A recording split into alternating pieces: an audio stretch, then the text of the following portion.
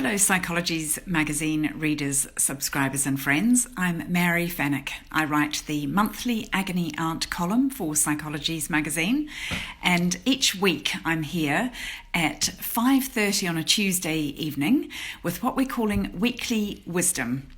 Hi to everybody joining. I can see you nipping on now. Great to see you all. Look forward to seeing some of my regulars and meeting some new people. When you join, say hi and let me know where you're joining from. Isabel, just to let you know that we don't have people joining this particular thread. We only do that if we've organised it ahead of time. So sorry, I can see there's a request there, which could be a mistake. Sometimes people hit that button by mistake, but I don't have guests on this particular live session. So, Psychology's magazine, the UK's best-selling and most popular mindful living and emotional well-being magazine. For the latest offers on getting a copy of Psychology's magazine direct to your door, have a look for the link in the bio.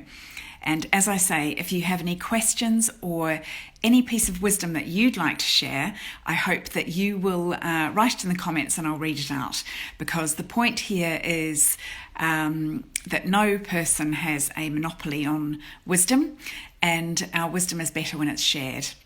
So it's our weekly wisdom session with me, Mary Fenwick. You can find me, I'm at Mary the Fenwick, and you're very welcome to follow me, and then you'll get all the updates about what I'm doing as well. But this is my weekly session for Psychology's magazine. If anybody has something that they'd like me to talk about, do drop it in the comments and let me know. I hope, here we go, some people saying hello. Polly Cinders from Ireland. Cammy Blake from Maryland, USA, my namesake, my land. Meditation courses, hello from St Albans in Hertfordshire. Hello from Devon, from Annabelle. Hello from Estonia. Wow, amazing. And greetings from Glasgow. Great to see you. Hello, Doug. Lovely to see you all. And my Jenny from London, Jinxie Jen. Hi, Jenny.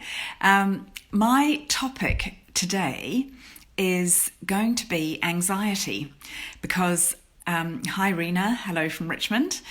I've had a day of talking to a lot of people about anxiety in different ways. Hi, Doug. Doug from Minnesota in the US. Susan from Wales. Keep them coming. It's great to see you all.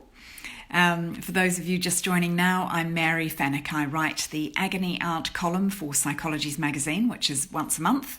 Offers in the bio if you want a hard copy. And once a week, I'm on here for Weekly Wisdom, which is where, as a community, we share our wisdom of the week. What's helping us, what we've learned this week maybe. Fatima from Belgium, hi. Samantha Platt, great to see you. Kerry, Gillian Harris, Geeta, Clarita, right. Oh, Cat Vegan Runner Fundraiser says, love your eyebrows, they rock. Oh, you've made my day. I can go to bed happy now. Thank you very much.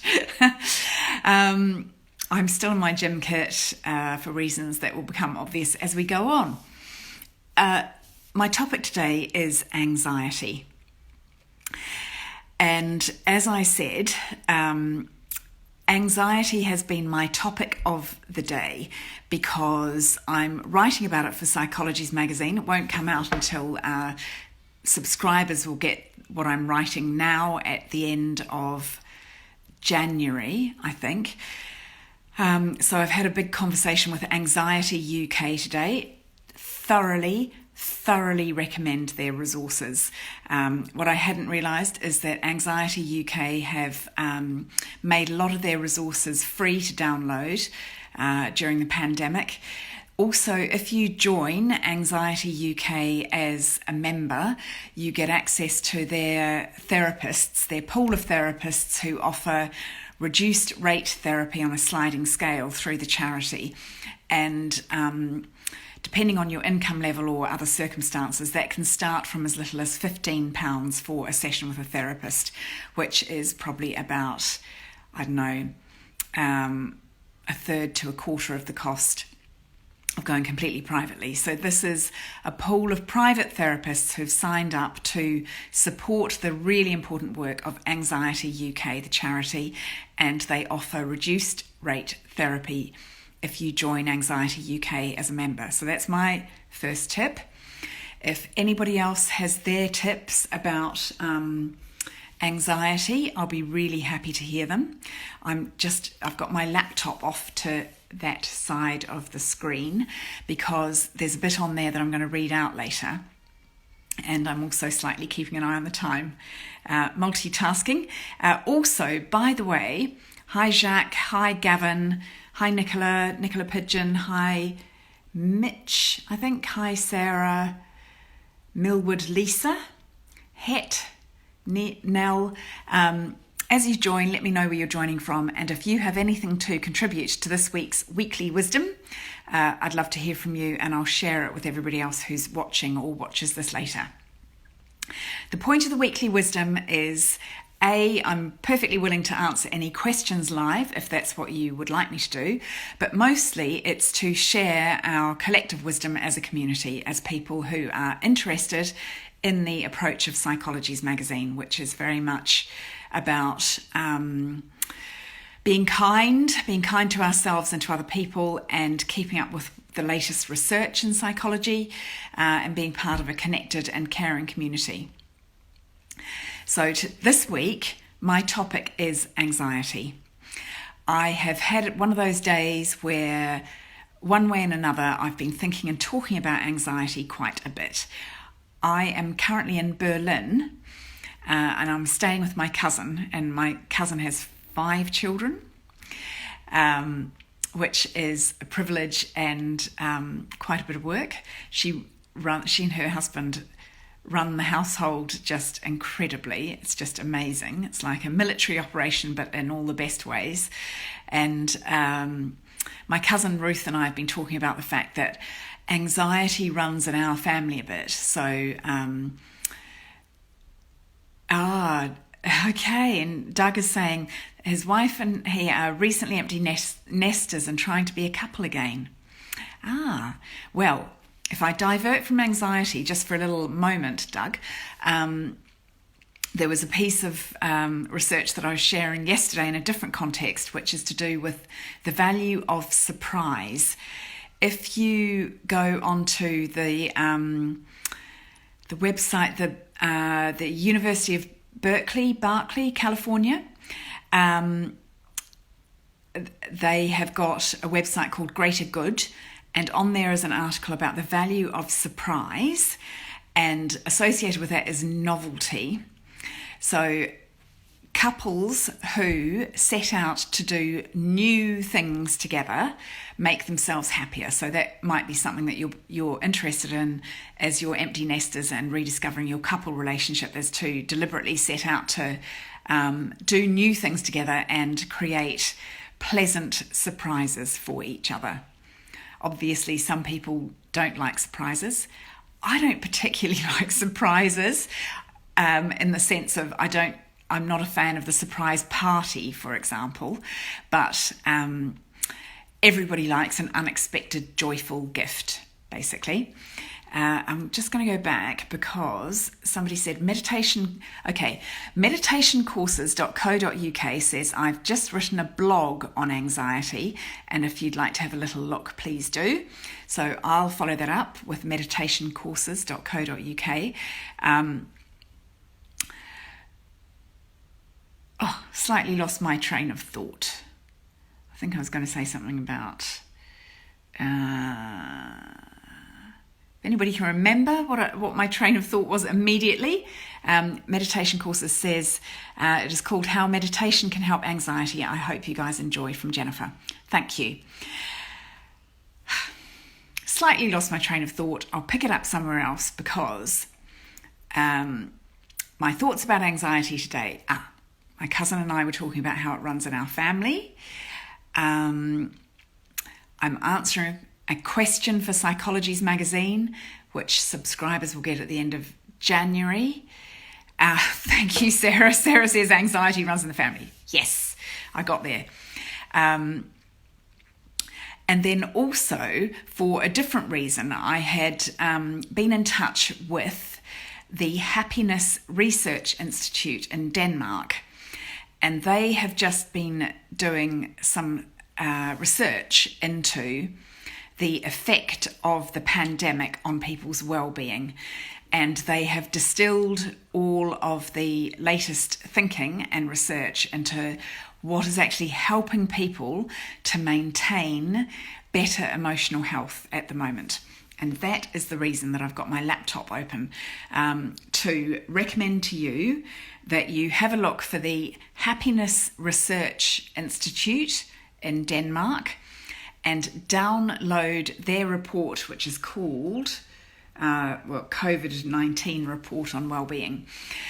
They have, as I said, distilled 6 different things which have been helping people with their anxiety this year. And they've also done some research about how widespread the problem is, and it is anxiety has just skyrocketed this year. So basically, hi Linda, lovely to see you. I am doing an Instagram live on the topic of anxiety. Hi Martha. Today's topic, anxiety. If either of you has anything to contribute about what you know or observe helps yourself or other people with managing anxiety, that would be great. I have mentioned Anxiety UK, the charity, and now I'm talking about the Happiness Research Institute in Denmark, which has just recently issued a report on what people are saying is helping to support their well-being in the time of the pandemic. And in a sense, many of these are quite similar to, I'm just having a look, really quite similar to the 5 ways to well-being, which people have heard me talk about a lot.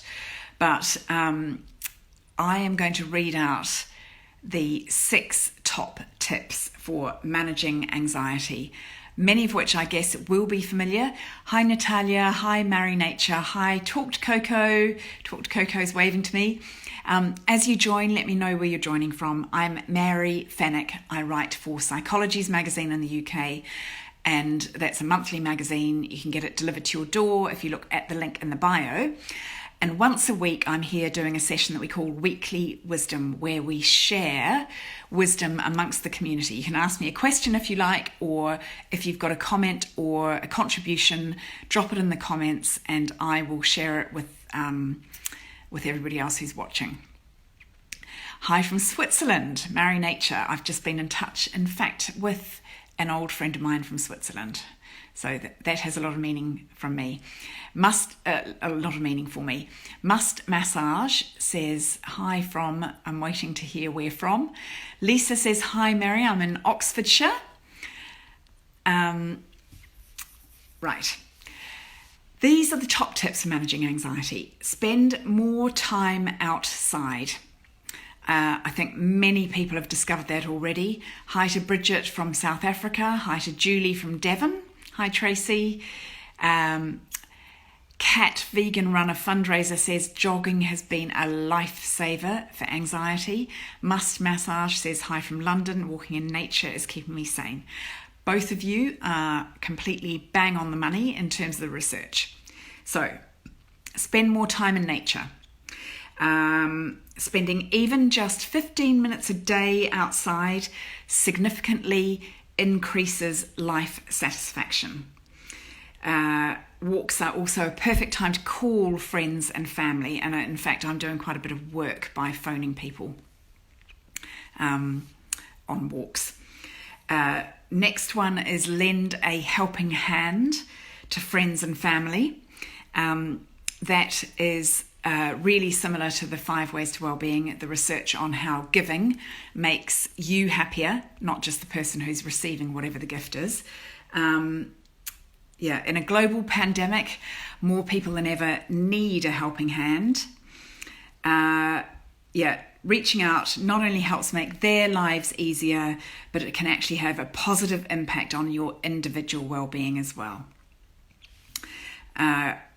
Keep an eye out for opportunities to help, and let those close to you know if you need help yourself, because you are giving them an opportunity to feel good by helping you.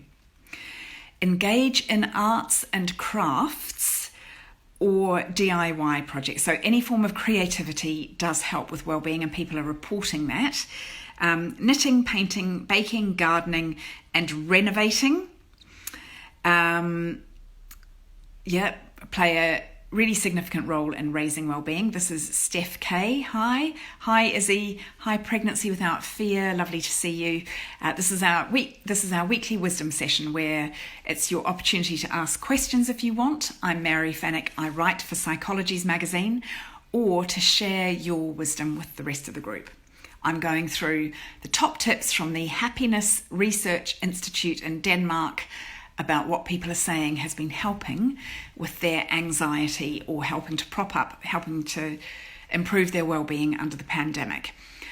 So I've just named the first three, which are being in nature, helping friends and family, and doing something creative or DIY. It also really struck me, reading this report, just how much of an issue anxiety has been. There is a statistic in here which says for every one, within a population of 1 million, for every 100 new cases of COVID-19, there will be 7,200 cases of reported increases in anxiety. So what that means is for every one case of COVID-19, there are 72 people feeling anxious. Not necessarily directly connected to that case, but that's just a kind of illustration of how the kind of ripple effect of the illness and the associated anxiety on all of the rest of us. And I'm going through the 6 things that the Happiness Research Institute in Denmark says is going to help us to manage our anxiety and improve our levels of well-being. First 3 were spending more time outside, helping friends and family, and engaging in some sort of creative project.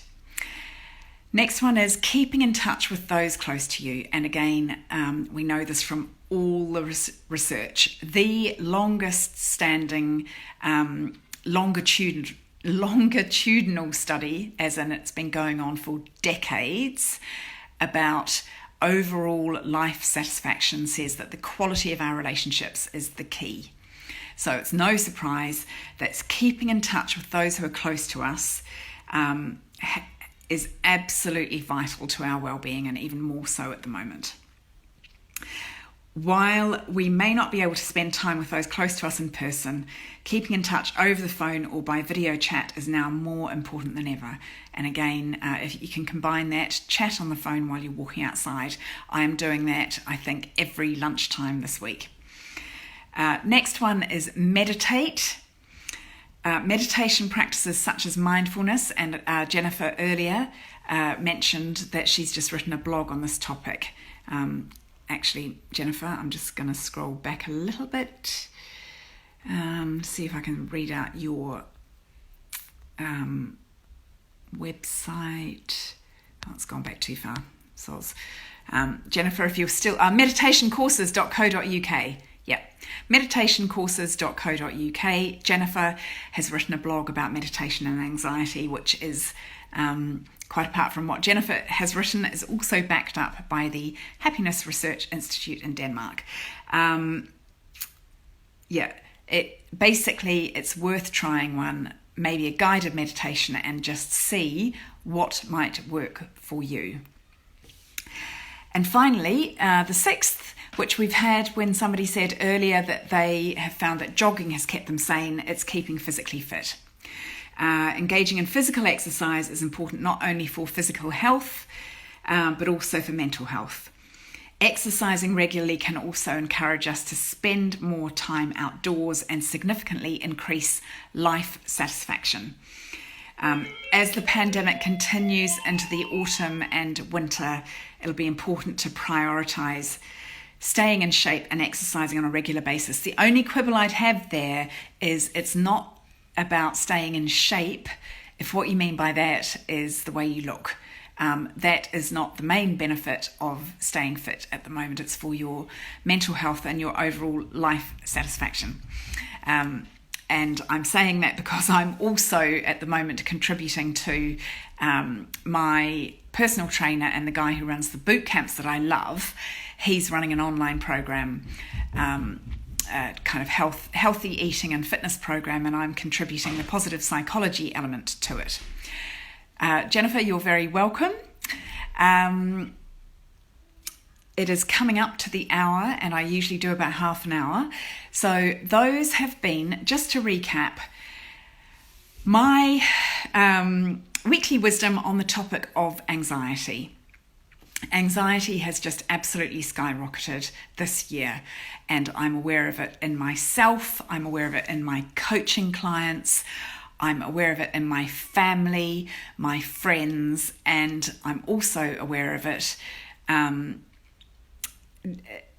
kind of from the research base. Now, Cami Blake is saying, I love spending time outside. A coping strategy I maintain is having a positive mindset or thinking positively, being optimistic. Yes, the only thing I say there is that some people misinterpret when we say thinking positively as being a sort of denial that things are bad. And I am very much pro the kind of positive mindset and being optimistic, which is more about reframing and being hopeful, and focusing on what's going well. Focusing on things like gratitude, contentment, serenity, amusement, laughter, for example. All of these things help us to be more optimistic. Just before I go, quick recap on the headline resources that I'm recommending to help with anybody who is suffering from anxiety at the moment, or noticing that it's more of an issue for themselves or somebody that they love, or somebody that they know, or their neighbour. Anxiety UK, the website in the UK, has made a number of their downloadable resources free at the moment. You can contact them by phone on their helpline, by email, by text. You can read on their website, join different support groups. Also, if you join Anxiety UK as a member of the charity, you are not only supporting them financially, which is incredibly important to keep their really good work going, but you also get access to their, they have private therapists who offer reduced rate therapy through Anxiety UK. And depending on your circumstance, your income or your other circumstance, that can start from as little as £15 for therapy.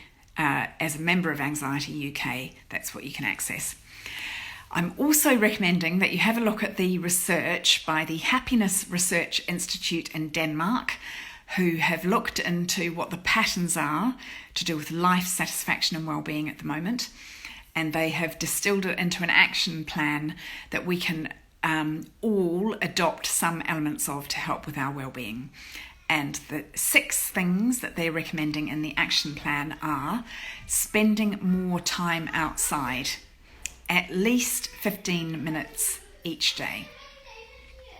Lend a helping hand to friends and family, which will not only help them, but help you feel better. And associated with that is letting them know when you need help, because being able to help makes other humans feel good. Engage in arts, crafts, DIY, some form of kind of creativity. Another thing that's proven to help with well-being. Keep in touch with those close to you. Meditate.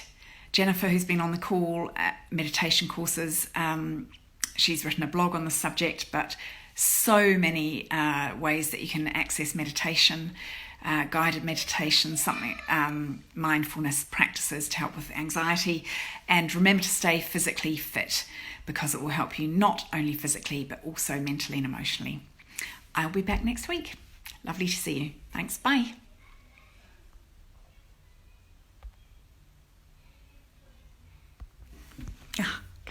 Can't finish now. How are we going to finish?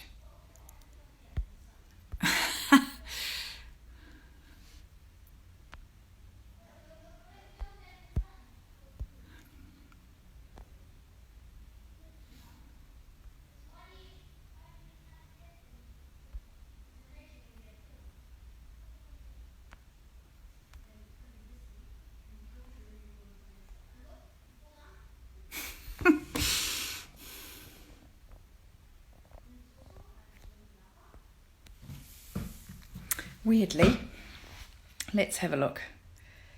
How do I... Normally it comes up giving me an option to stop. I could still be here next week.